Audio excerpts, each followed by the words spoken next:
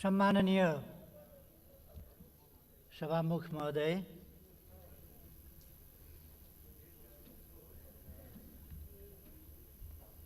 विषयमा प्रवेश गर्नुअघि म हिजोको सभामा जुन असाधारण राष्ट्रिय एकता जो अत्यावश्यक छ, आजका हाम्रा अगाडि रहेका विभिन्न चुनौतीहरूको सामना गर्न, चाहे त्यो राष्ट्रियताको सवालमा होस्, चाहे त्यो कोभिड-19 को सवालमा होस्, अथवा यसले उत्पन्न गरेका विभिन्न जटिलताहरू, अप्ठ्याराहरूको सन्दर्भमा तिनको सामना गर्न होस्, आज जुन राष्ट्रिय एकता र संयुक्त प्रयासहरू, साझा प्रयासहरूको आवश्यकता छ, त्यो जो हिजोको सभामा देखा पर्यो।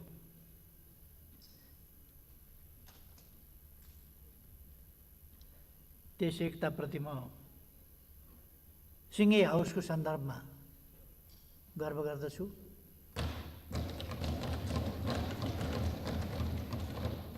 दलीय व्यवस्थामा, पार्लियामेन्ट्री सिस्टम र अभ्यासमा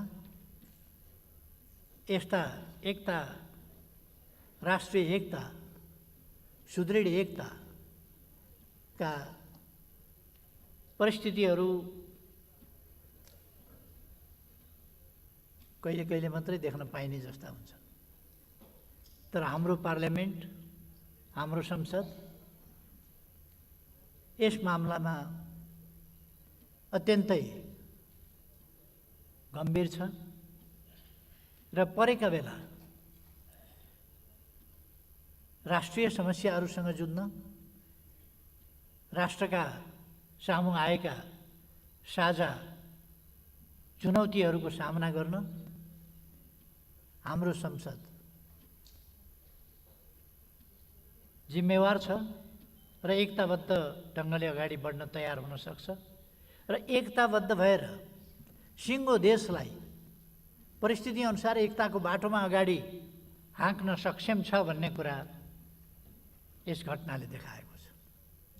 म यस सन्दर्भमा सम्पूर्ण संसदमा उपस्थित राजनीतिक दलहरू, त्यसै गरेर सम्पूर्ण माननीय ज्यूहरू प्रति हार्दिक धन्यवाद र आभार व्यक्त गर्न चाहन्छु।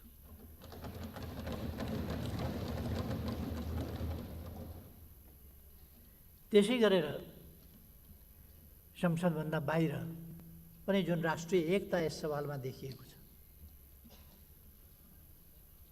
सम्पूर्ण बौद्धिक क्षेत्र, नागरिक समाज र सामाजिक जीवनका विभिन्न तबकाहरू, सङ्घ संस्थाहरू सबैतिर पनि जुन राष्ट्रिय एकता प्रदर्शन भएको छ, यसमा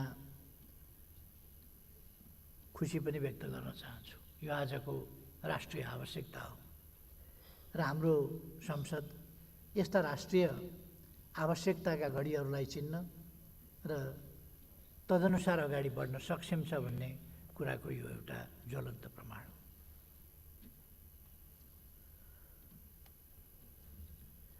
अप्ठ्यारो बेलामा राष्ट्र एक हुने, राष्ट्रिय एकता कायम हुने, राष्ट्रिय एकता प्रदर्शन हुने नेपाली चरित्रलाई यसले प्रकट गरेको छ। कहिले कहिले सम्पूर्ण रूपमा त्यो प्रतिबिम्बित हुन नसकेका अवस्थामा पनि राष्ट्रलाई अगाडि बढाउने सन्दर्भमा विभिन्न ढङ्गले त्यो राष्ट्रिय एकता वा राष्ट्रिय एकताकै सेरोफेरोमा त्यसमा व्यवधान, राष्ट्रिय एकतामा व्यवधान नपर्ने गरी वा राष्ट्रिय आवश्यकता, आकांक्षा, जनभावनामा व्यावहारिक रूपमा व्यवधान उत्पन्न नहुने गरी असहमतिहरू कहिले कहिले देखा परेका होलान्, तर त्यस्तो अवस्थामा पनि जनभावना अनुकूल राष्ट्रलाई अगाडि बढ्ने कुरामा व्यवधान नहुने गरीका असहमतिहरू भएका छन्। यस्तो अवस्थामा हामी हाम्रो राष्ट्रियताको सवाल, हाम्रो स्वाधीनताको सवाल, हाम्रो भौगोलिक अखण्डताको सवाल, हाम्रो भूमिको सवाल, हाम्रो भूमिमाथिको न्यायोचित हकको सवाल र त्यो हक स्थापित गर्ने हाम्रा प्रयासहरू यी साझा प्रयास हुन् भन्ने कुरा स्पष्ट छ। र यसै कुरामा यो हिजोको छलफल र प्रस्ताव पारित हुने कुराले यसलाई प्रतिबिम्बित गरेको छ। मैले पहिले पनि उल्लेख गरेको थिएँ, हाम्रा पुर्खाले यो देश लडेर बनाएका हुन्, लडेर बचाएका हुन्। आज हामी अडे मात्रै हामी हाम्रो भौगोलिक अखण्डताको पूर्ण रूपमा स्थापित गर्न सक्छौँ त्यो सत्यलाई। त्यसकारण अड्ने कुरामा आज राष्ट्र जुन एक देखिएको छ र हाम्रो संसद त्यसको प्रतिनिधिको रूपमा, जनताको प्रतिनिधिको रूपमा यस जनताको सर्वोच्च प्रतिनिधि संस्थाले जुन जनभावनालाई मुखरित र प्रतिबिम्बित गरेको छ, यो धेरै सराहनीय कुरा हो।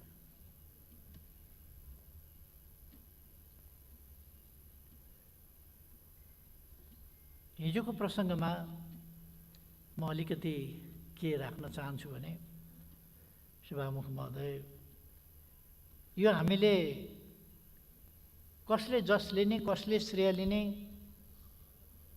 कसको देवत्वकरण गर्ने भन्ने विषय हुँदै होइन। यो सिङ्गो नेपालीको साझा भावनाको प्रकटीकरण हो।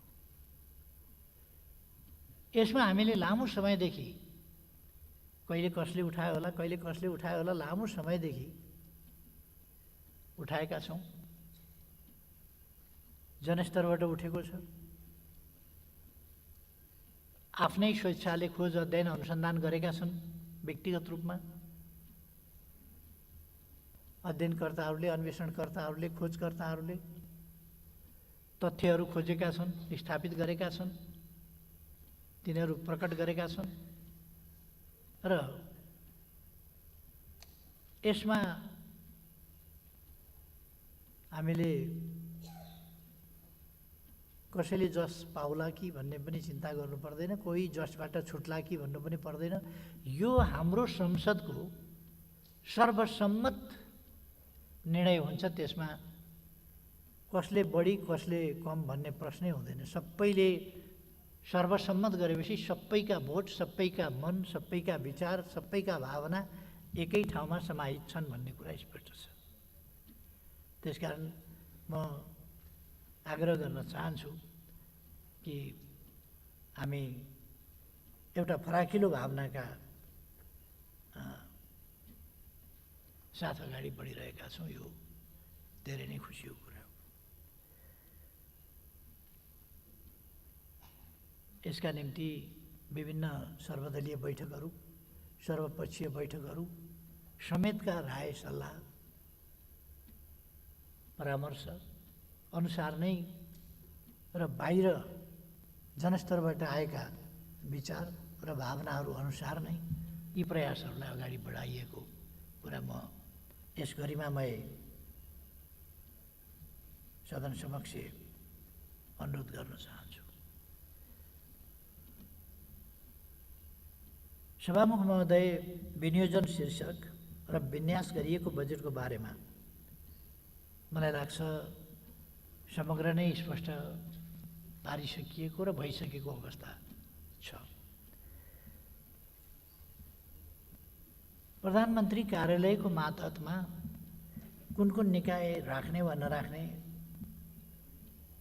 भन्ने कुरा यो जस्ता खालका चर्चाहरू चल्ने गरेका छन् त्यस्तो होइन कि यसमा चर्चा चल्ने गरेका छन् यो शक्ति केन्द्रित गर्न खोजिया हो कि भन्ने म फेरि विनम्रताका साथ भन्न चाहन्छु। अहिलेको सरकारलाई शक्ति केन्द्रित गर्ने कुनै ख्वाब छैन। यसको उद्देश्य शक्ति प्राप्ति वा कायम राख्ने होइन। यसको उद्देश्य सरकारका विभिन्न निकायको विभिन्न अङ्गहरूको सबैको प्रभावकारिताको अभिवृद्धि हो र त्यो सरकारको प्रभावकारी परिचालन अन्तर्गतको ती निकायहरूको प्रभावकारी परिचालनको विषय हो र तिनीहरूको प्रभावकारी परिचालनबाट देशमा सुशासन र विकासलाई तीव्र गतिले अगाडि लान सकियोस्, सही ढङ्गले अगाडि लान सकियोस् र नेपालका समस्या समाधान गर्न सकियोस्, नेपाली जनताका आकाङ्क्षाहरू पूरा गर्न सकियोस्। यसबाहेक अहिलेको सरकारका अरू केही उद्देश्यहरू छैनन्। त्यसकारण जुन निकायहरू प्रधानमन्त्री कार्यालय मातहत रहेका छन् तिनको काम प्रभावकारी ढङ्गले अगाडि बढेको छ र जुन निकायहरूलाई पछिल्लो समयमा प्रधानमन्त्री कार्यालयको मातहत ल्याइएको छ तिनीहरूको प्रभावकारिता बढेको छ। जुन निकायको पनि जुन निकाय पहिलेदेखि नै छँदै थिए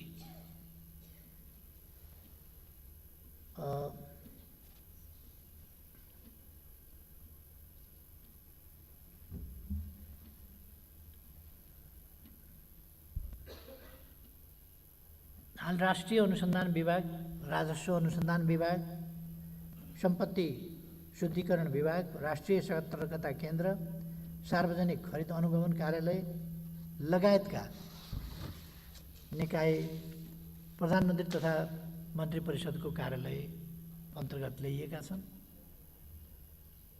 अन्य मुलुकका पनि हामीले अनुभवहरू हेरेका छौँ र यसो गर्दा व्यावहारिक रूपमा देखिएको प्रभावकारिता समेतका आधारमा यी निर्णयहरू लिइएका हुन् र हाम्रा यी निर्णयहरूभन्दा पछिका अनुभवहरूले तिनको सहीपनालाई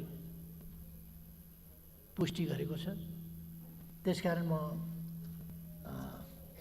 सम्माननीय सभामुख महोदय मार्फत सबैमा अवगत गराउन चाहन्छु यो अरू हिसाबले होइन, यसको प्रभावकारिताको हिसाबले राखिएको र प्रभावकारिता बढेको छ।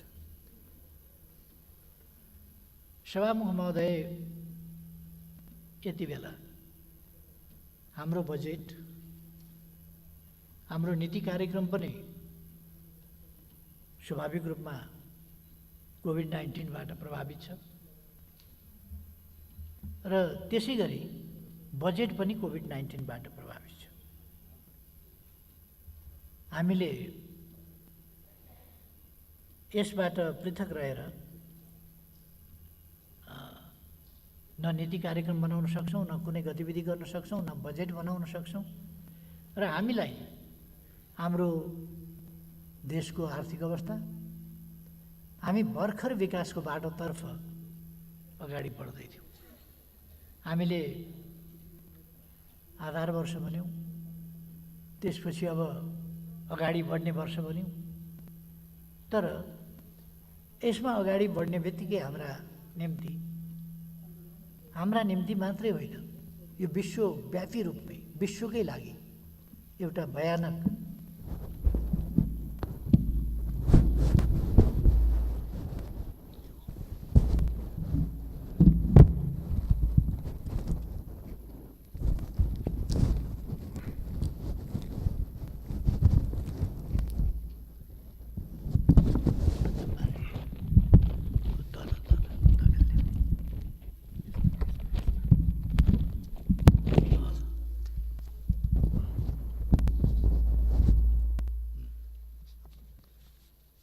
विश्वव्यापी रूपमै एउटा विश्वकै लागि साझा चुनौतीको रूपमा नोभल कोरोना भाइरस देखा पर्यो अथवा कोभिड-19 देखा पर्यो। यसले विश्व नै आक्रान्त छ। विश्व मानव जातिको अस्तित्व,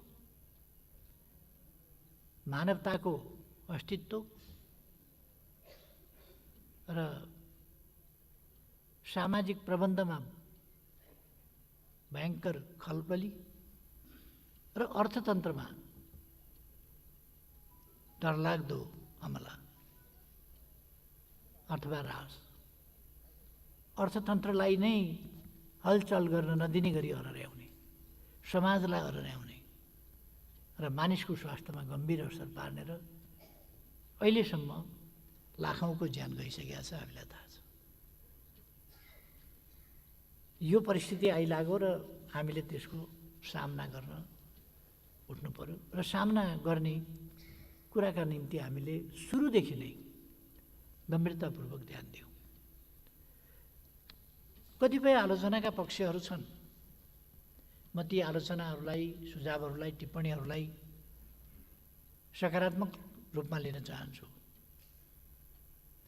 यो सबैले भोग्नु परेको साझा सवाल हो, साझा समस्या हो र यसमा कसैले अन्यथा आग्रहका साथ कुनै सुझाव देला अथवा टिप्पणी गर्ला भन्ने म त्यति ठान्दिनँ, किनभने यो हामी सबैको निम्ति साझा शत्रु हो कोभिड-19। यसबाट पर्ने असर हामी सबैलाई परेको छ र पर्छ। त्यसर्थ हामीले यसको सामना गरिरहँदा हरेक नेपाली यस विरुद्धको लडाइँमा एउटा सिपाही हो भनेर मैले पहिले पनि बोलेको थिएँ, अहिले पनि म त्यो दोहोऱ्याउन चाहन्छु। यस्तो अवस्थामा कसैका पनि टिप्पणी वा सुझावहरूलाई नकारात्मक रूपमा लिनुपर्ने छैन। र अर्को कुरा, यस्तो अप्रत्याशित कुराहरू आउँदा जसले दुनियाँका शक्तिशाली, धनी, ठुला, सबल, विकसित राष्ट्रहरू पनि अत्यन्तै प्रतिकूल ढङ्गले आक्रान्त भएका छन् भने हामी कहाँ प्रतिकूल असर पर्नु अस्वाभाविक होइन। र त्यस प्रतिकूल असरको सामना गर्न, त्यसलाई न्यून गर्न, त्यो भरसक प्रवेशै गर्न नपाओस् भन्न, प्रवेश गर्यो भने त्यसले बढ्न नपाओस् भन्न, यी सब कुराका निम्ति हामीले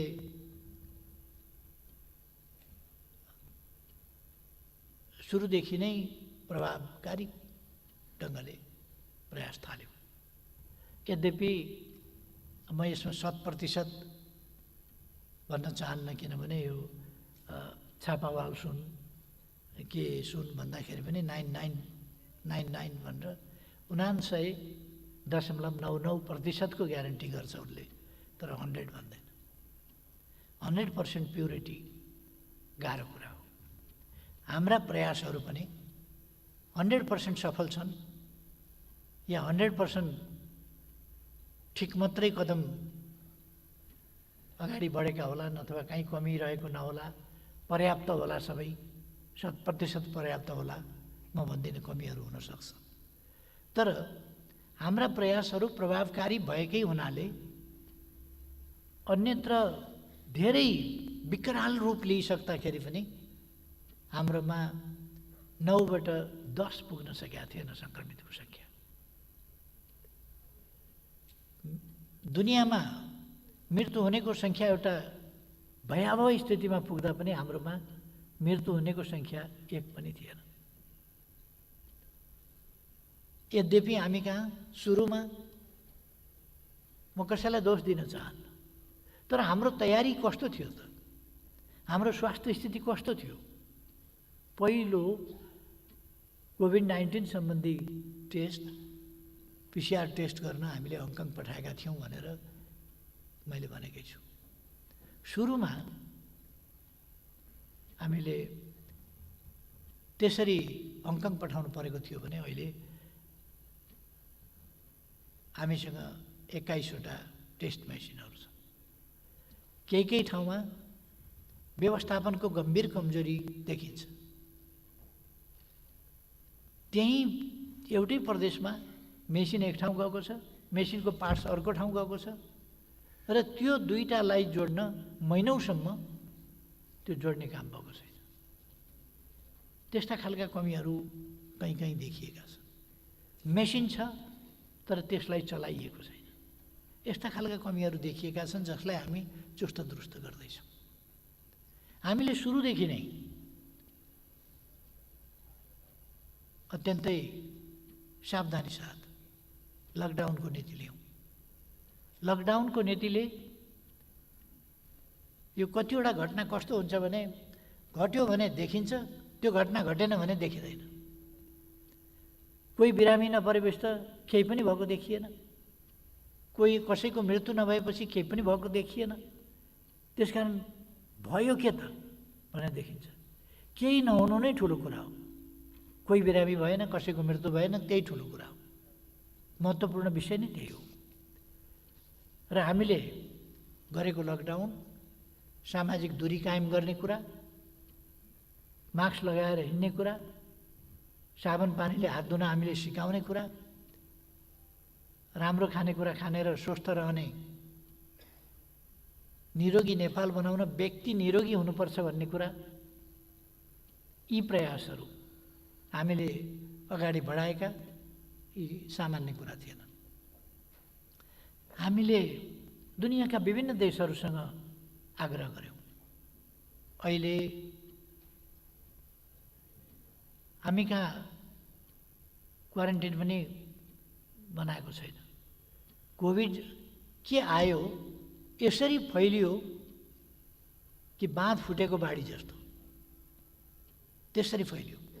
त्यस स्थितिमा लाखौँ मान्छेका लागि क्वारेन्टाइन तयार गर्नु, 50,000 मान्छेलाई विश्व स्वास्थ्य सङ्गठनको मापदण्ड अनुसारको क्वारेन्टाइनमा राख्नका लागि कति क्षेत्रफल चाहिन्छ, कति रकम चाहिन्छ, हामी विचार गर्न सक्छौँ।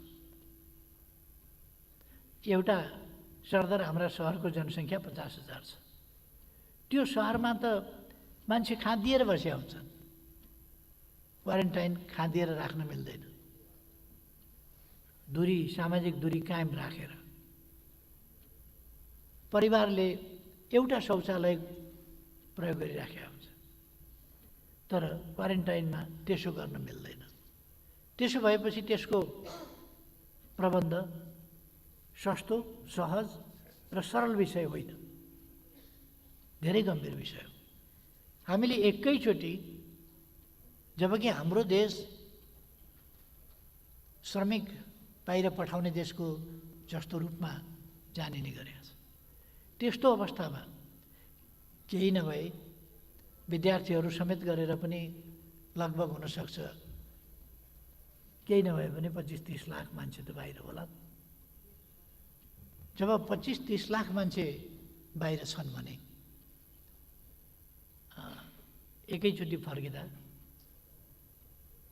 र भारतमा जान पासपोर्ट चाहिँदैन, त्यहाँका 5-7 लाख 8-10 लाख मान्छे फर्किँदा अवस्था कस्तो होला।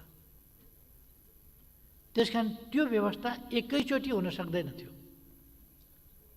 हामीसँग पूर्व तयारी थिएन। हामीले जब सुरु भयो तब तयारी गर्दै जानु पर्यो। र आज हामीसँग केही तयारीको स्थिति राम्रैसँग बन्दै गएको छ।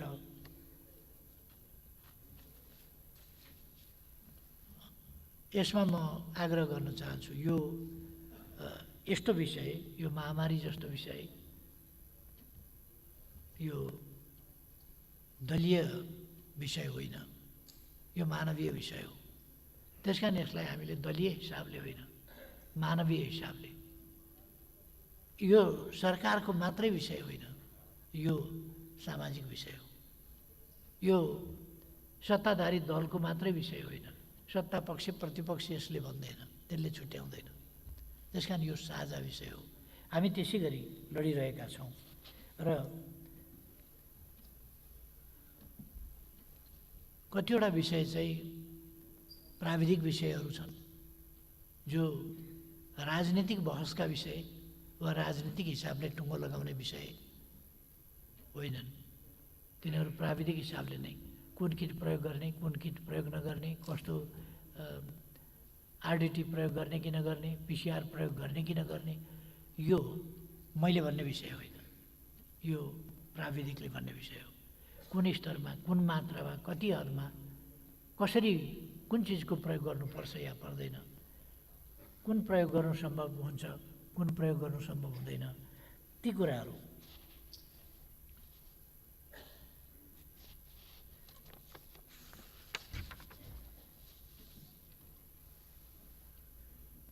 यस्तै अवस्थामा हाम्रो बजेट आयो। बजेट आउँदा अलिकति कसैलाई लाग्न सक्छ बजेटको बारेमा, यो बजेट कोरोनालाई यसले वास्तै गरेन भनेर। बजेट त मूलतः कोरोनाको रोकथाम, नियन्त्रण, उपचार यसमै केन्द्रित छ, स्वास्थ्य क्षेत्रमै केन्द्रित छ, कोरोनालाई समाप्त पार्ने कुरामै केन्द्रित छ। त्यसबाट मानव समाजलाई पहिले त हामीले नेपाललाई मुक्त गर्नु पर्यो, त्यसपछि मानव समाजलाई मुक्त गर्ने कुरामा योगदान गर्नु पर्यो, त्यस कुरामै केन्द्रित छ।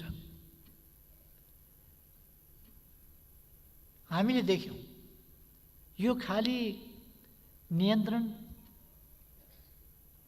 रोकथाम, नियन्त्रण र उपचारसँग मात्रै सम्बन्धित छैन, यो हाम्रो सामाजिक जनजीवनसँग सम्बन्धित छ, यो हाम्रो अर्थतन्त्रसँग सम्बन्धित छ, यो हाम्रो विकाससँग सम्बन्धित छ। त्यसर्थ हामीले तदनुसार समाजका अरू सबै पक्षलाई चट्ट बिर्सिन पनि सक्दैनौँ। यसलाई रोक्न कति समय लाग्ला? विश्व ब्याङ्कको तथ्याङ्क अथवा उसको विश्लेषणको आधारमा हेर्ने हो भने लगभग साउनको अन्तिमतिर यो पिकमा पुग्ने र त्यसपछि कम हुँदै गएर कार्तिकमा समाप्त हुने जस्तो देखिन्छ। तर त्यस्तो नहुन पनि सक्छ। हाम्रा चाडबाडहरू, दसैँ तिहार जस्ता चाडबाडहरू जहाँ मानिसहरू थप आउँछ, विदेशबाट आउँछ, अब त्यसबाट सङ्क्रमण फेरि आउन सक्छ, फेरि अलिक समय बढ्न सक्छ र अझै अलिकति लम्बिन पनि सक्छ। यी सम्भावनाहरू पनि हाम्रा अगाडि छन्। यसो भएर हामी अब युवा जो विदेशबाट फर्किँदैछन्, रोजगारीमा गएकाहरू फर्किँदैछन्, लाखौँको सङ्ख्यामा, थोरै होइन। हामी वर्ष दिनमा वार्षिक रूपमा जति रोजगारीका अवसरहरू, नयाँ अवसर सिर्जना गर्न सक्थ्यौँ अथवा हाम्रो सामर्थ्य थियो अथवा हाम्रो सामर्थ्य हामीले आकलन गरेका थियौँ, त्यो सामर्थ्यले अबको समस्या समाधान गर्न सकिँदैन। त्यो सामर्थ्यको सीमामा बस्यो भने समाधान गर्न सकिँदैन। त्यसकारण हामीले कृषिको आधुनिकीकरण र त्यो आधुनिकीकरण, व्यावसायिकीकरण मार्फत हाम्रा युवाहरूलाई कृषि क्षेत्रतर्फ आकर्षित गर्ने, त्यसतर्फ लिएर जाने, ती कामहरू गर्नु परेको छ। त्यसै गरेर उद्योग, ठुला उद्योगहरू पनि स्थापना गर्नु छ, सञ्चालन गर्नु छ, रुग्ण उद्योगहरूलाई पनि अगाडि बढाउनु छ। तर त्योभन्दा बढी ससाना उद्योगहरू पनि, कृषि आधारित उद्योगहरू, प्रशोधन कारखानाहरू, प्याकिङ कारखानाहरू, अरू प्रकारका कारखानाहरू, ससाना, घरेलु, लघु, मझौला त्यस्ता उद्योगहरू र त्यसका निम्ति सिप प्रदान गर्ने, त्यसका निम्ति पुँजी प्रदान गर्ने, यी कामहरू पनि गर्नुपर्नेछ। र यो एकैचोटि सबै काम हाम्रो अगाडि आइपरेको छ, जो अपेक्षाकृत ढङ्गले सोचे जस्तो सजिलो र सोचे जस्तो गतिका साथ हुन सहज छैन। किनभने हामीले तालिम पनि दिनु छ, हामीले सुरुवात गर्नका लागि पुँजी पनि दिनु छ, अवसर पनि उपलब्ध गराउनु छ। त्यसो गरेर हामी भूमि ब्याङ्कको स्थापना, यस्ता अनेक कामहरू गरिराखेका छौँ। र कृषितर्फको लगाव, अब हाम्रो जनसङ्ख्या एक ढङ्गले केही वर्षदेखि युथहरूको जनसङ्ख्या एउटा रोलिङ भइरहेको थियो, विदेश जाने फेरि फर्कने, विदेश जाने फेरि फर्कने। अब विदेश जाने कम, फर्कने बढी, र यो सङ्ख्या यसै पनि लाखौँको सङ्ख्यामा अहिले हामीले हेऱ्यौँ भने भारतबाट आउने यो जेठ महिनाको मात्रै हेऱ्यौँ भने 2 लाखभन्दा बढी यो जेठ महिना मात्रै छ। साथीहरूले पिसिआर टेस्टको कुराहरू उठाउनु भएको छ। पिसिआर टेस्ट किन हुन सकेन? दिनमा हामीले 4500 देखि 5000 पिसिआर टेस्ट दैनिक गर्न सक्ने सम्मको क्यापेसिटी बढाएका छौँ। तर आउनेहरूको सङ्ख्या के छ भन्दा पहिले त 20,000 18,000 थियो, अहिले पनि 7-8 हजार 9,000 दैनिक आउनेको सङ्ख्या छ। जब 4500 देखि 5000 मात्रै त्यो हाम्रो क्षमता विकास गर्न सकिएको छ भने टेक्निसियनको पनि कुरा छ, किड्सको पनि कुरा छ, अरू चिजको पनि कुरा छ। सुरुमा त यस्तो हाहाकार भयो, दुनियाँमा त्यस स्तरमा छँदै छैन, उपलब्धै छैन, पाइँदैन, किनभने कसैले पनि त्यस्तो तयारी गरेको थिएन। यति धेरै बिग्छ, यति धेरै महामारी आउँछ, यति धेरै यसको आवश्यकता पर्छ भन्ने कसैले अनुमान पनि गरेको थिएन र कसैले उत्पादन पनि गरेका थिएन। त्यो उत्पादनै नगरेको स्थितिमा हामीले मात्रै पाउने कुरा भएन, अझ बलिया देशहरूले त बिचबिचमा तानेर लाने पनि स्थिति भयो। हामी त्यसो गर्न सक्दैनौँ। त्यसकारण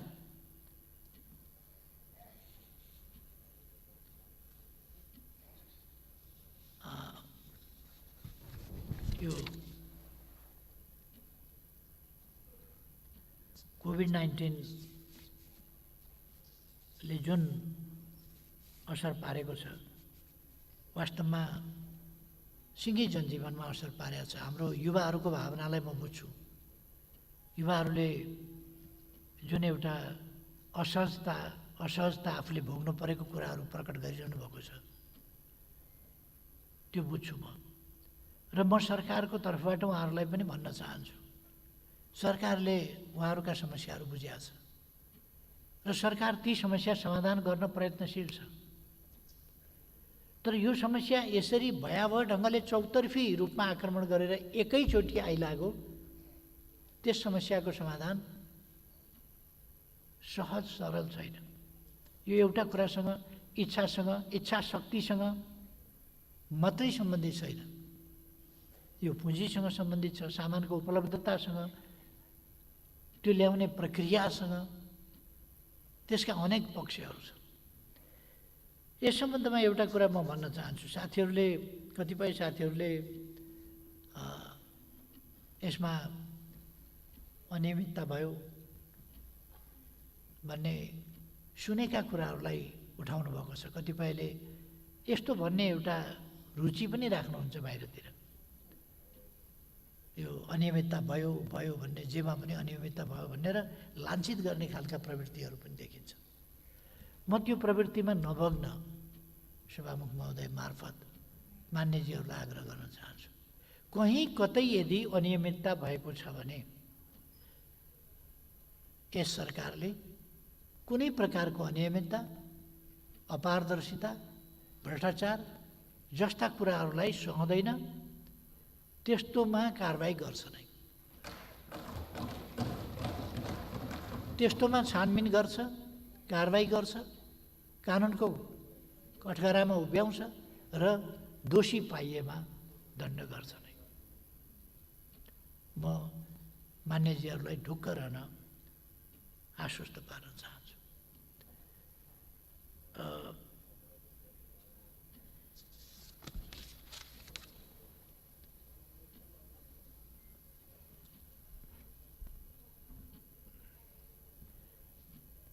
अहिले कतिपय मान्यजीहरूले प्रश्न पनि उठाउनु भएको छ कि 10 अरब खर्च भयो भने कहाँ खर्च भयो त्यो हिसाब देखाउनु पर्यो भनेर। त्यसको आफ्नो एउटा प्रणाली छ। केन्द्रले प्रदेशमा स्थानीय तहमा रकम पठाउँछ। प्रदेश र स्थानीय तह अहिले 3 तह छन् सरकारका, हामी सबैलाई थाहा छ। अनि दिनै पछि लेखा परीक्षण हुँदैन। अहिले कामका बेला हामी लेखा परीक्षणतर्फ बढी केन्द्रित पनि भएका छैनौँ। अहिले काममा बढी केन्द्रित भएका छौँ। रकम पठाइएको छ र हामीले यस्तो परिस्थितिमा अविश्वासबाट थाल्नुपर्ने आवश्यकता पनि छैन। हाम्रा प्रदेश सरकारहरू, हाम्रा स्थानीय तहहरू यस्तो परिस्थितिमा भ्रष्टाचार गर्नै पर्खेर बसेका थिए। अलिकति रकम पाउने बित्तिकै तिनले भ्रष्टाचारै गरे होलान् भनेर आशंका गर्नुपर्ने त्यो स्थिति होइन। अहिले स्थानीय तहहरू जुन दुःखका साथ, जुन मेहनतका साथ, जुन कष्टका साथ जसरी फिल्डमा काममा लागेका छन् कोभिड-19 का विरुद्ध लड्न र जनतालाई राहत, सहयोग, सहुलियत, सुविधा पुर्याउनका लागि यो आकस्मिक रूपमा आइलाग्यो। पहिलेको अनुभव थिएन। लामो समयपछि स्थानीय निकायको निर्वाचन भएको 20औं वर्षपछि पहिलो जनप्रतिनिधिको अभ्यास गर्ने धेरै हुनुहुन्छ। त्यस्तो अवस्थामा यत्रो ठुलो आपत एकैचोटि आइलाग्दा बजेटको सीमा छ, खर्चको सीमा छ, आवश्यकता असीमित छ। यस्तो अवस्थामा जसरी काम गरिरहनु भएको छ म उहाँहरूको प्रशंसा गर्न चाहन्छु र उहाँहरूलाई कुनै भावनामा चोट पर्ने गरी हामीले शब्दावली पनि प्रयोग गर्नु उचित छ जस्तो लाग्दैन यो कोरोनाको मामला। त्यसै गरेर प्रदेश सरकारहरू माथि पनि हामीले कुनै अन्यथा सोच्नुपर्ने अथवा उहाँहरूको भावनामा चोट पर्ने गरी केही भन्नुपर्ने जस्तो लाग्दैन। हामी उहाँहरूलाई विश्वासबाट काम थालेका छौँ र उहाँहरूले असाधारण ढङ्गले काम गर्नुभएको छ। खास गरी स्थानीय तहहरूको काम गराई कसरी धान्न भएको होला हामी अनुमान गर्न सक्छौँ। जहाँ दैनिक एउटा नाकामा पनि 5-7 हजार, 2-4 हजार, 5-7 हजार मान्छे थपिएका छन्। त्यसलाई बसाउने कहाँ, खुवाउने कहाँ? घर पठायो भने कम्युनिटी ध्वस्त होला भन्ने डर। क्वारेन्टिनमा राख्दा क्वारेन्टिनको उपयुक्तता कसरी बनाउने, त्यो कुराको समस्या। यी समस्याहरूका बीचमा, मान्छेहरूका आक्रोशका बीचमा, असन्तुष्टिका बीचमा स्थानीय तहहरू कसरी काम गरिरहेका होला, स्थानीय जनप्रतिनिधिहरू कसरी काम गरिरहेका होला। उहाँहरू त PCR टेस्ट नगरेका मान्छेहरूका बीचमा अथवा फिल्डमा रोगसँग उहाँहरू, खतरासँग उहाँहरू लडेर सामना गरिरहनु भएको छ। जहाँसम्म हर हिसाबको कुरा छ त्यो हर हिसाब आफ्नो प्रक्रियाबाट आउँछ। यसपल्ट पनि म सरकारका काम कारबाहीहरूको रिपोर्ट जो सरकारले राष्ट्रपतिज्यू कहाँ बुझाउने गर्छ वार्षिक रूपमा, त्यो संसदमा पनि आइसकेको कुरा म निवेदन गर्न चाहन्छु। आइसकेको छ। महालेखा परीक्षकको प्रतिवेदन वार्षिक रूपमा आउँछ र त्यसमा हरेक कुराको हिसाब किताब, रुजु बेरुजु त्यो सबै पनि आउँछ। आन्तरिक लेखा परीक्षण त्यो पनि भइरहेको हुन्छ र त्यसको पनि हिसाब आउँछ नै। त्यसकारण हिसाबको चिन्ता नगरौँ, अहिले कोभिड-19 को चिन्ता गरौँ। अहिले हामीसँग पैसाको अभाव छ। दुरुपयोग भयो कि भन्ने म यसो भन्न सक्दिनँ। कहीँ कतै भएकै हुन सक्दैन भनेर पनि म त्यो दाबी गर्दिनँ। तर भएकै छ भनेर सोच्न पर्ने खालको स्थिति म देख्दिनँ। मेरो भनाइ त्यति हो। यदि भएको रहेछ कतै भने यस्तो परिस्थितिमा पनि, यस्तो अवस्थामा, राष्ट्रिय सङ्कटको बेला, सिङ्गो दुनियाँ यति तबाह भएको बेला, राष्ट्रमाथि यस्तो आपद विपद आइलागेको बेला पनि कसैले भ्रष्टाचार गर्छ भने त्यो कुनै पनि हालतमा सही हुन सक्दैन। मैले अघि नै भने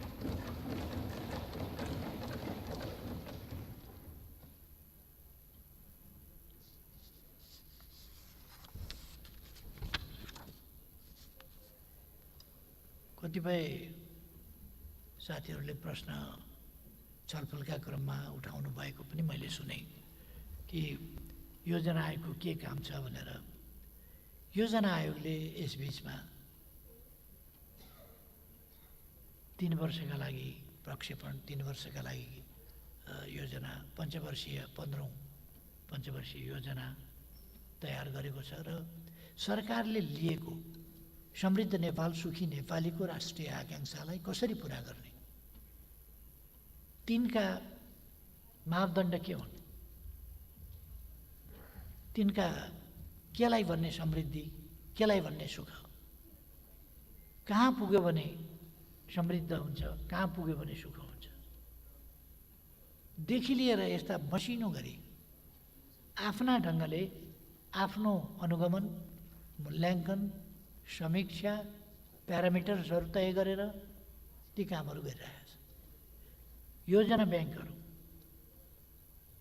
स्थापना गरेर योजना ब्याङ्क मार्फत कुन कुन योजना हाम्रा कतिवटा कस्ता योजना हुन सक्छन्, कुन कुन सेक्टरका योजना हुन सक्छन्, ती योजना ब्याङ्कहरू त्यसरी स्थापना गरेर अगाडि बढेको छ।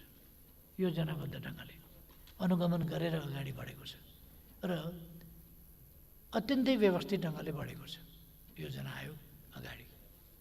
त्यसकारण म साथीहरूलाई भन्न चाहन्छु,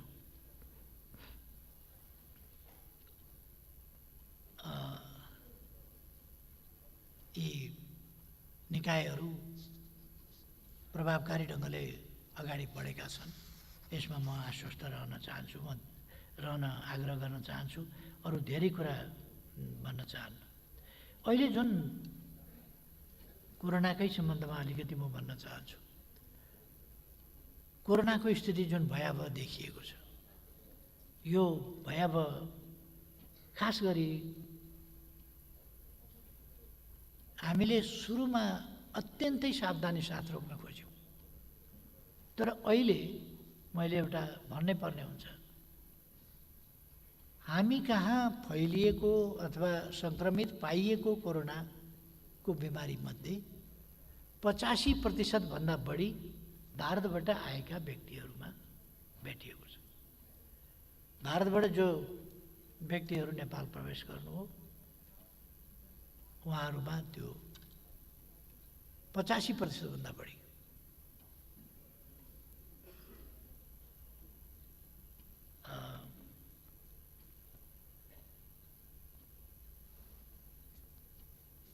यसले गर्दाखेरि हाम्रोमा एउटा बाढी जस्तो आयो, जो सङ्क्रमितकै सङ्ख्या एकैचोटि पिसिआर टेस्ट गर्नु पर्यो, एकैचोटि आरडिटी टेस्ट गर्नु पर्यो। आरडिटीमा अलिकति पोजिटिभ देखियो भने त झन् पिसिआर नगरी भएन। लक्षण देखिएको नदेखिएको सबैलाई क्वारेन्टाइनमा राख्नु पर्यो, टेस्ट गर्नु पर्यो, टेस्ट गरे पनि क्वारेन्टाइनमा राख्नु पर्यो। लक्षण देखिएन भने पनि केही समय यसले व्यापक अस्तव्यस्तता त हुने हो।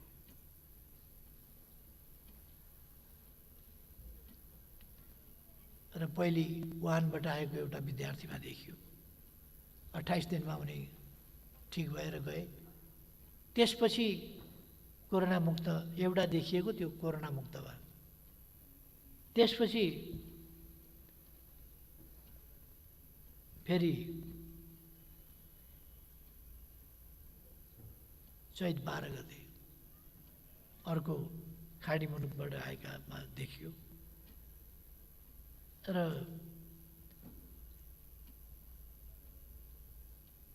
चैत 22 गते कैलालीमा अर्को सङ्क्रमण पुष्टि भयो। जेठ 27 सम्ममा, अहिलेसम्ममा हामी सबैलाई थाहा भइसकेका पनि कुरो छ। यो हिजोको डाटा अनुसार 4085जनामा कोभिड-19 सङ्क्रमण भएको देखिएको छ। 584 सङ्क्रमण मुक्त भएर घर फर्केका छन्।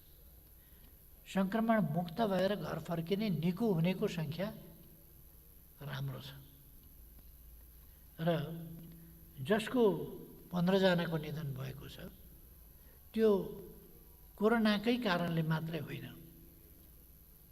कतिपय अरू कारणहरूले अत्यन्त सिकिस्त भएका व्यक्तिमा कोरोना सरेको अथवा बाँच्ने स्थिति नरहेका व्यक्तिमा कोरोना सरेको र पहिले उपचाररत रहँदाखेरि कोरोना फेला नपरेको तर निधन भएपछि जाँच्दाखेरि कोरोना पुष्टि भएको खालका स्थिति पनि हुन् र बाँच्नेहरूको सङ्ख्या, निको हुनेहरूको सङ्ख्या, उपचारबाट घर फर्किनेको सङ्ख्या धेरै राम्रो छ र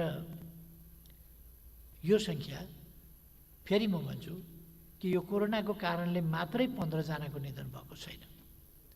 यसको अर्थ नेपालीहरूमा प्रतिरोध क्षमता धेरै राम्रो छ र नेपालमा मृत्यु हुनेको सङ्ख्या सङ्क्रमितको तुलनामा अरू देशको तुलनामा पनि मृत्यु हुनेको सङ्ख्या ठुलो हुने छैन, त्यो अलिक सानै हुन्छ र हामीले त्यसका निम्तिको पनि प्रबन्ध चाहिँ नि अगाडि बढाएका छौँ। मृत्यु हुन नपाओस् भन्ने कुरामा पनि हामीले ध्यान दिएका छौँ। एउटा त प्रतिरोध क्षमता राम्रो छ, दोस्रो चाहिँ उपचारको प्रबन्ध पनि राम्रो छ। जसमा सङ्क्रमण पाइएको छ त्यसमा नेपालमा 4085 जनामा कोभिड-19 सङ्क्रमित पाइएको छ भने विदेशमा विभिन्न मुलुकमा भने 14,454 जनामा गैर आवासीय नेपालीहरूमा सङ्क्रमण पाइएको छ अथवा विदेशमा रहने नेपालीहरूमा ठुलो सङ्ख्यामा सङ्क्रमण पाइएको छ। 4085 जना र 14,454 जना, यो ठुलो अन्तर छ। अहिले पनि बाहिर सङ्क्रमितको सङ्ख्या ठुलो छ। नेपालमा विभिन्न कारणले कोरोना समेत विभिन्न कारणले 15 जनाको निधन भएको छ भने बाहिर 13वटा मुलुकमा गरेर 127 नेपालीको मृत्यु भएको छ। बाहिर मृत्यु हुनेको सङ्ख्या ठुलो छ।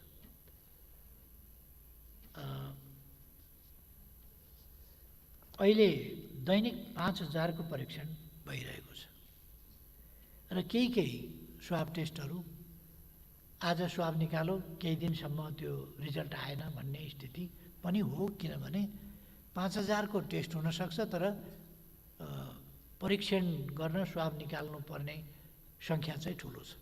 त्यसकारण त्यो सङ्ख्याको कारणले समयमा गर्न सकिएको छैन। यस सम्बन्धमा थप पिसिआर मेसिनहरू ल्याउने, किट्सहरू पर्याप्त मात्रामा ल्याउने र यस प्रकारको बाँकी नरहने तत्काल गर्न सकिने खालको नयाँ प्रविधि युक्त पनि ल्याउने यस्ता प्रयासहरू तीव्रताका साथ सरकारले गरिरहेको छ र विभिन्न देशहरूबाट ल्याउनका लागि अर्डर पनि गरिरहेको छ। त्यसकारण यो निकट भविष्यमा अहिलेको वर्तमान अवस्थाको जुन कठिनाइ हो त्यसमा परिवर्तन ल्याउनेतर्फ सरकारको ध्यान एकदमै दह्रो गरी केन्द्रित भएको छ। अहिलेसम्म हामीले पिसिआर प्रविधिबाट 1,06,330 को परीक्षण गरेका छौँ भने आरडिटी प्रविधिबाट 1,66,158 को परीक्षण गरेका छौँ।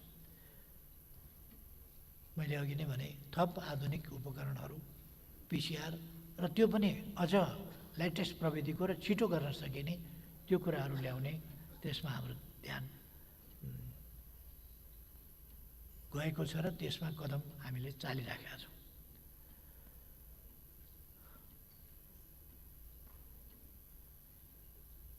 वैशाखको पहिलो हप्तादेखि खास गरेर भारतबाट प्रवेशको सङ्ख्या अलिक बढ्न थाल्यो र वैशाखभित्रमा डबल हो। जेठ 27 पुग्दा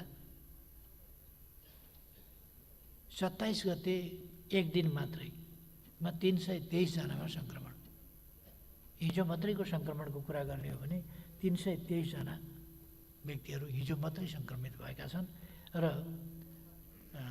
मैले अघि नै भने 85%भन्दा बढी भारतबाट आएकैहरूको सङ्ख्या छ समग्र सङ्क्रमितहरूमध्ये। अझै पनि सङ्क्रमित भएका त एउटा कुरा हो, अझै पनि सङ्क्रमित पाइने अवस्था चाहिँ भारतबाट आएकाहरूमा नै पाइन्छ। बढी चाहिँ रेलमा खाँदिएर आउने, ट्रेनमा खाँदिएर आउने, गाडीमा खाँदिएर आउने, सँगै लामो यात्रा गरेर आउने जस्ता कुराहरूले सङ्क्रमित भएको स्थिति छ। क्वारेन्टाइनमा आइपुग्ने बित्तिकै आउँदै टेस्ट गर्दाखेरि जो सङ्क्रमित भेटिएका छन्, यहाँ क्वारेन्टिनको व्यवस्था राम्रो नभएको हुनाले सङ्क्रमण भेटिएको भन्ने होइन, आउँदै यहाँको क्वारेन्टिनको कारणले होइन कि आउँदै त ट्रेनको कारणले, त्यो कोचाकोचको कारणले सधैँ भएका मान्छे पनि त्यहीँ सङ्क्रमित भएको हुनसक्छ, या कतिपय उतै सङ्क्रमित भएरै आइरहेको हुनसक्छ, लक्षणहरू प्रकट भएको स्थिति नभएको हुनसक्छ। त्यसो भएर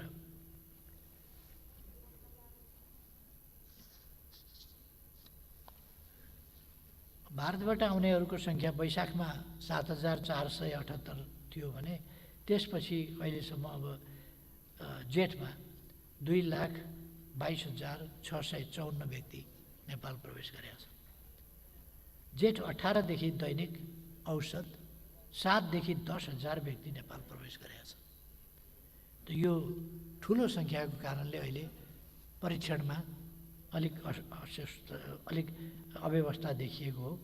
त्यसलाई हामी सामना गर्न तयारी गरिरहेका छौँ।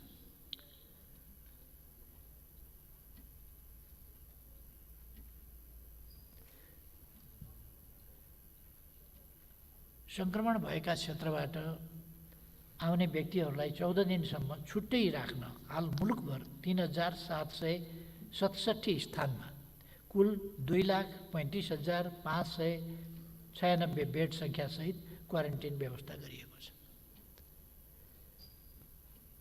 हाल यी क्वारेन्टिनमा 1,65,775 व्यक्तिहरू रहेका छन्। विदेशबाट आउने व्यक्तिहरूको सङ्ख्याका आधारमा आवश्यकता अनुसार बेड सङ्ख्या थप गर्दै लगिएको छ। क्वारेन्टिनका सेवामा गुणस्तर कायम राख्न यस सम्बन्धी मापदण्ड लागू गरिएको छ र यसलाई मापदण्डलाई कडाइका साथ कार्यान्वयन गर्ने दिशामा सरकार लागिरहेका छ। कतिपय ठाउँमा अझै पनि मापदण्डको स्तर अलिक पुग्न सकेका छैन, किनभने यो सङ्ख्या अचानक थपिएको सङ्ख्या र त्यसका निम्ति गर्नुपर्ने व्यवस्थाका बिचमा आवश्यकता र सामर्थ्यका बिचको ग्याप, त्यसले गर्दाखेरि अलिकति कमीहरू रहेका छन्। यो लापरवाहीको कारणले होइन, यो परिस्थितिको कारणले यस्तो भएको हो भनेर म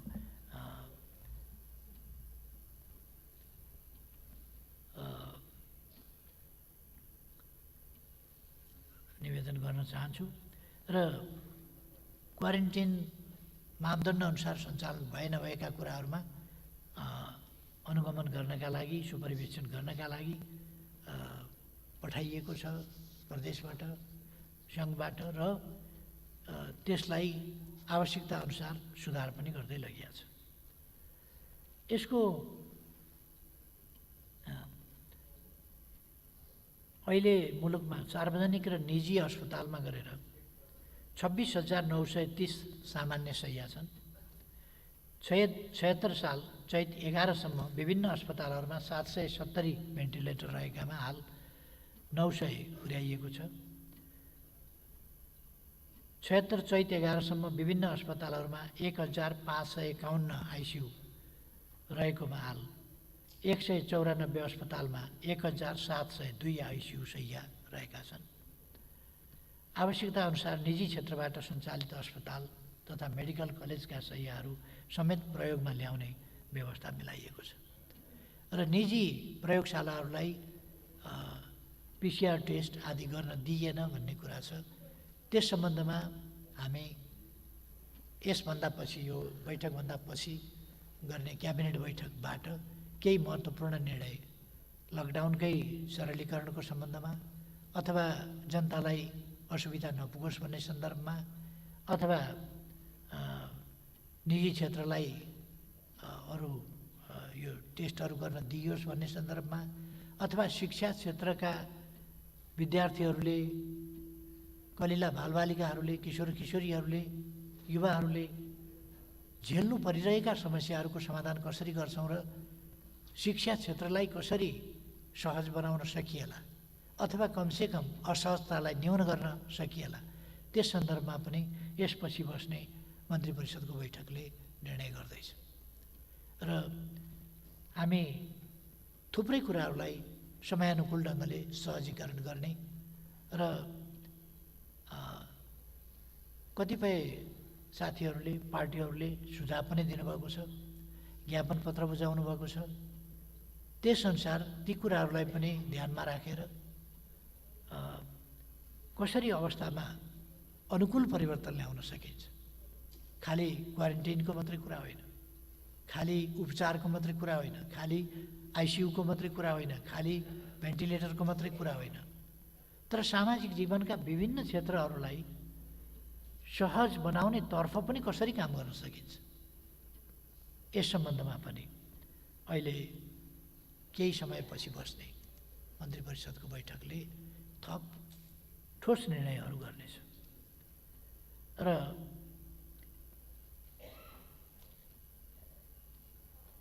एक सय 27 अस्पतालमा कोभिड क्लिनिक सञ्चालन भइरहेको छ।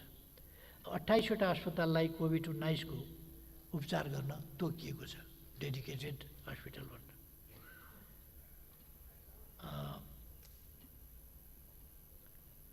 सबैको जानकारीका लागि पनि यो म भन्न चाहन्छु, उपत्यकामा शुक्रराज ट्रपिकल अस्पताल, पाटन अस्पताल र शस्त्र प्रहरी अस्पताललाई डेडिकेटेड कोभिड अस्पतालका रूपमा तोकिएको छ।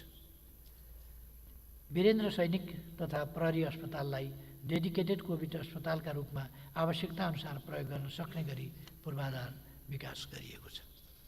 यी कुराहरूको सुविधा लिन जनताले सक्ने स्थिति बनेको छ।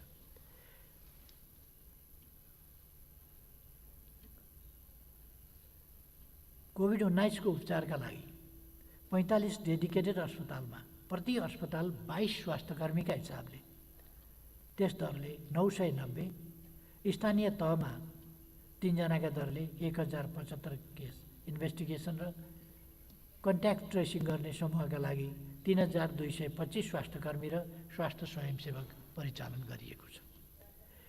3767 क्वारेन्टिनमा 3 जनाका दरले 11301 स्वास्थ्यकर्मीको प्रबन्ध गरिएको छ। चेतना अभिवृद्धिका लागि 51000 महिला स्वास्थ्य स्वयंसेविका परिचालित गरिएका छन्।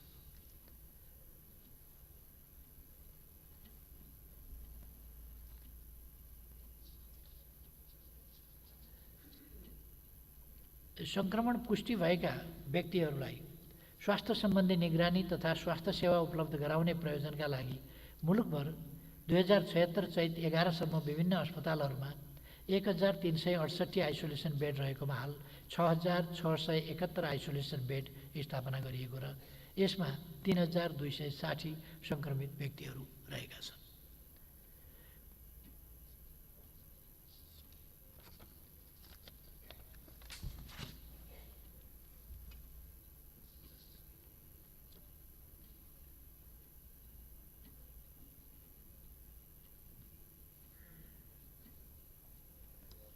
भारत लगायत विभिन्न मुलुकहरूमा नेपाल फर्कनै पर्ने अवस्थामा रहेका व्यक्तिहरूलाई नेपाल फर्काउने व्यवस्था मिलाइएको छ। क्रमशः फर्काउँदै जाने हो र कतिपय ठाउँमा शब ल्याउन नसकिएको अवस्था थियो, त्यसलाई ल्याउने जस्ता प्रबन्धहरू पनि मिलाइँदै गएको छ। एकैचोटि ल्याउने, ठुलो सङ्ख्यालाई एकैचोटि ल्याउँदाखेरि क्वारेन्टाइन आदिका समस्याहरू म्यानेज गरिहाल्न नसक्ने भएको हुनाले अव्यवस्थित ढङ्गले जाने भन्दा व्यवस्थित ढङ्गले जानुपर्छ भन्ने कुराहरू हामीले राख्नुपर्छ भन्ने मलाई लाग्छ। त्यसै गरी हामी त्यसको व्यवस्था गर्दैछौँ। छलफलका क्रममा कतिपय मान्यजीहरूले उठाउनु भएको छ, यो तहका मान्छेहरू पनि करप्सनमा संलग्न देखिनु अनौठो भयो भनेर। अलिकति अनौठो भयो। पहिले देखिँदैन थियो। करप्सन चाहिँ भइराख्यो भने तर कारबाही नहुने नदेखिने। अहिले चाहिँ कसैले कहीँ केही गरेको थाहा पाइयो भने कारबाही हुन्छ, त्यसकारण देखिहाल्छ। त्यो धेरै अनौठो होइन कि पहिलेको भन्दा अलिक फरक चाहिँ हो। अब यसमा कारबाही नहुने स्थिति हुँदैन भन्ने कुरा, जोसुकैलाई पनि कारबाही हुन्छ भन्ने कुरा यसरी बुझ्नका निम्ति म मान्यज्यूहरूमा आग्रह गर्न चाहन्छु।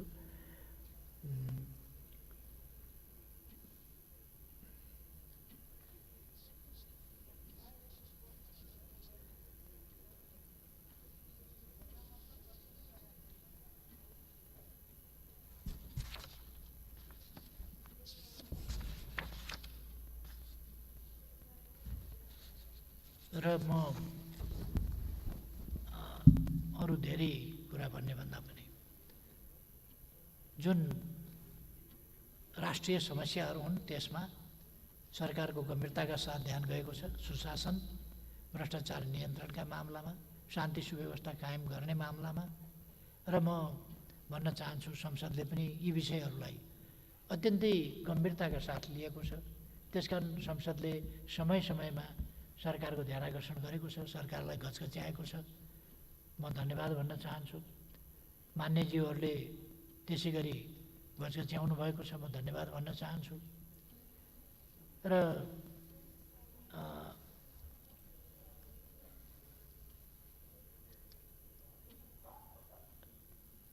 कुनै हिसाबले पनि भ्रष्टाचार हुन नदिने त्यो प्रतिबद्धतामा साथीहरू आश्वस्त हुनुहुन्छ सरकारसँग भन्ने मलाई विश्वास छ। किनभने मैले धेरैपल्ट भनेको मात्रै छैन कि भ्रष्टाचार कहीँ गरेको पाइएमा कारबाहीको दायरामा ल्याइएको छ। यो कुरा साथीहरूले चाहिँ देख्नै भएको छ। अब अरू धेरै कुरा भन्नुभन्दा विनियोजन उपयुक्त ढङ्गले भएको छ। प्रधानमन्त्री कार्यालय अन्तर्गतका निकायहरूमा विनियोजन ठिकै ढङ्गले भएको छ, उपयुक्त ढङ्गले भएको छ। र तिनको कामको प्रभावकारिता अघि नै मैले भने ठिकै ढङ्गले अगाडि बढेको छ। र छलफलका क्रममा मान्यज्यूहरूले उठाउनुभएका प्रश्न, जिज्ञासा वा दिनुभएका सुझावहरूको सेरोफेरोमा मैले अहिले विचारहरू प्रस्तुत गरेँ।